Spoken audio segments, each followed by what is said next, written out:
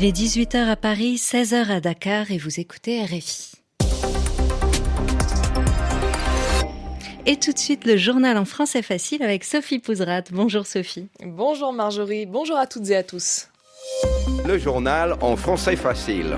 À la une de cette nouvelle édition aux États-Unis, la candidate démocrate Kamala Harris a donné le nom de celui qui sera son vice-président si elle est élue. C'est le gouverneur du Minnesota, Tim Walz. On fera son portrait dans un instant. Alors que la crise est loin d'être finie au Bangladesh, les étudiants veulent que Mohamed Younous gouverne le pays pendant la transition. Vous entendrez pourquoi le prix Nobel est aussi populaire. À la une également, la tempête tropicale Debby poursuit sa route aux États-Unis, mais elle avance très lentement. On vous expliquera ce que ça signifie. Voilà pour les titres, soyez les bienvenus. Le journal en français facile. Mais avant ça, on part aux Jeux Olympiques pour le match de basket France-Canada au Palais Omnisport de Paris-Bercy. C'est là qu'on vous retrouve, Victor Misistrano. Cette rencontre en quart de finale vient de commencer entre les deux équipes. Oui, l'entre-deux s'est tenu il y a 5 secondes. La France l'a remporté. C'est parti pour 4 fois 10 minutes. Poussée par son public, l'équipe de France est face à son destin en jeu. Une place dans le dernier carré. Et déjà 3 premiers points pour l'équipe de France grâce à un tir de Gershon Yabusele. L'indiscutable favori de ce quart de finale, c'est bien le Canada qui espère contester l'hégémonie américaine et qui vise la médaille d'or. Jusqu'ici, les Canadiens ont impressionné et les Bleus de Victor Wembanyama ont inquiété. Un match normal ne suffira pas. Il faudra un exploit selon le sélectionneur français Vincent Collet. Pour l'instant, c'est bien parti pour les Bleus qui mènent 3-2. Alors qu'il reste bien sûr 39 minutes à jouer dans ce match. Merci Victor Misistrano en direct depuis Paris-Bercy.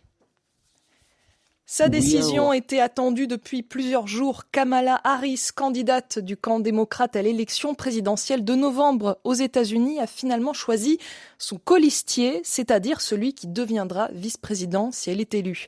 Et il s'agit du gouverneur de l'État du Minnesota, Tim Walz. Bonjour Marine Lebègue. Bonjour Sophie. Et Tim Walz, c'est un symbole de l'Amérique profonde et rurale.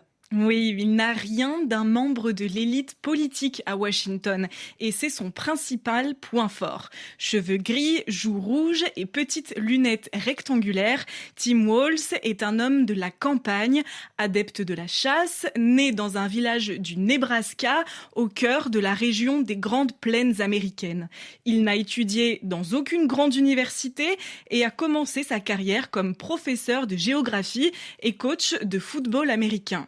L'image d'un homme proche du peuple, idéal pour gagner des voix dans le Midwest rural et obtenir le soutien des travailleurs, et un rythme de vie dans lequel les républicains modérés pourraient aussi se retrouver, selon certains experts.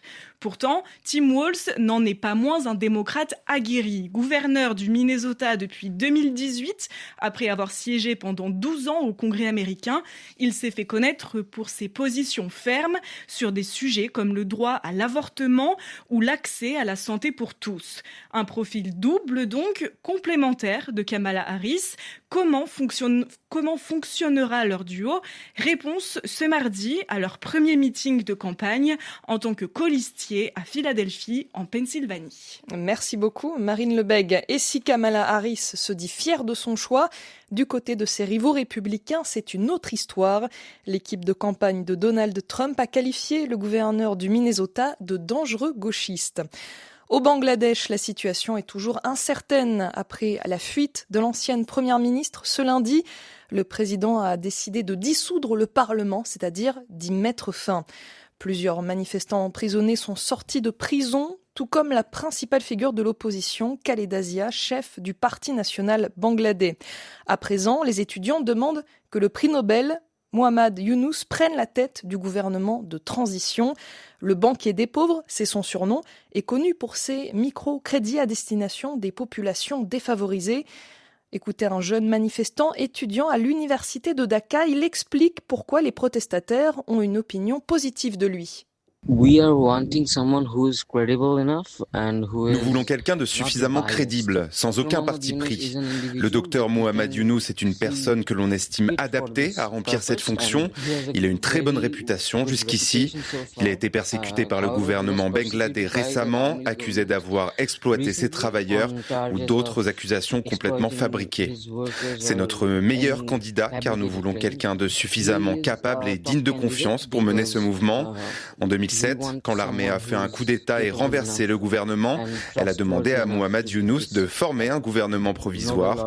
Mais le prix Nobel a refusé, car cela aurait signifié, selon lui, trahir le peuple bangladais. Une personne de sa stature qui n'est pas avide de pouvoir est digne de notre confiance. Des propos recueillis par Nicolas Roca. À l'international, l'inquiétude demeure sur la situation au Bangladesh. L'Inde se dit très préoccupée par la crise dans le pays et la Chine dit espérer que la stabilité sociale soit restaurée au plus vite. L'inquiétude aussi au Proche-Orient. La communauté internationale veut éviter l'escalade des tensions dans la région entre le Hezbollah libanais et Israël. Le mouvement proche du Hamas annonce qu'il a visé le nord de l'État hébreu. Et une source sécuritaire libanaise indique que 5 des combattants du Hezbollah ont été tués dans le sud du Liban par une frappe israélienne. En parallèle, le secrétaire général du Hezbollah, Hassan Nasrallah, a pris la parole il y a quelques instants. Il dit que l'Iran et le Hezbollah sont obligés de riposter contre l'État hébreu. Dans l'actualité également, la tempête tropicale Debby poursuit sa route dévastatrice aux États-Unis. Après la Floride, ce lundi, c'est la Géorgie qui s'est réveillée ce mardi sous des pluies torrentielles. L'état d'urgence a été décrété dans cet État du Sud et les autorités craignent des inondations catastrophiques.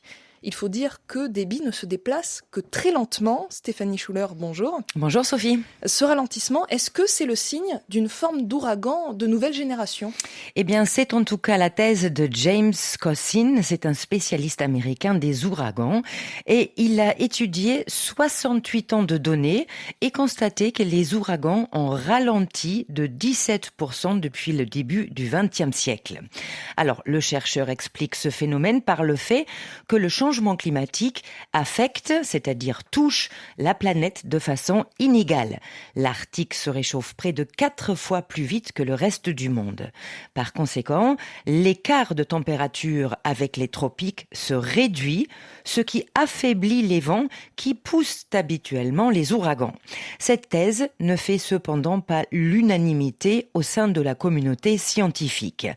Ce qui ne fait en revanche plus de doute, c'est le fait que le changement climatique réchauffe les océans, qui enregistrent des températures records à la surface.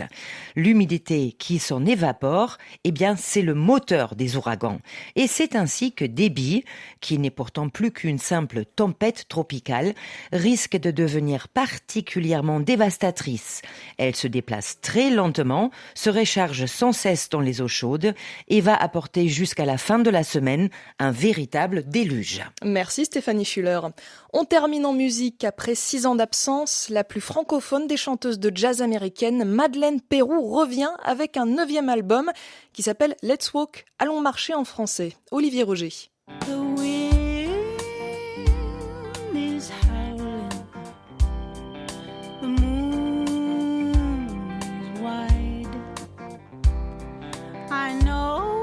Le vent souffle, la lune est pleine et je sais que tu es seul, rentre à l'intérieur. Les paroles de Please Come On Inside donnent le ton de l'album. La solidarité et la compassion sont les réponses de Madeleine Peyroux à une époque dure et violente.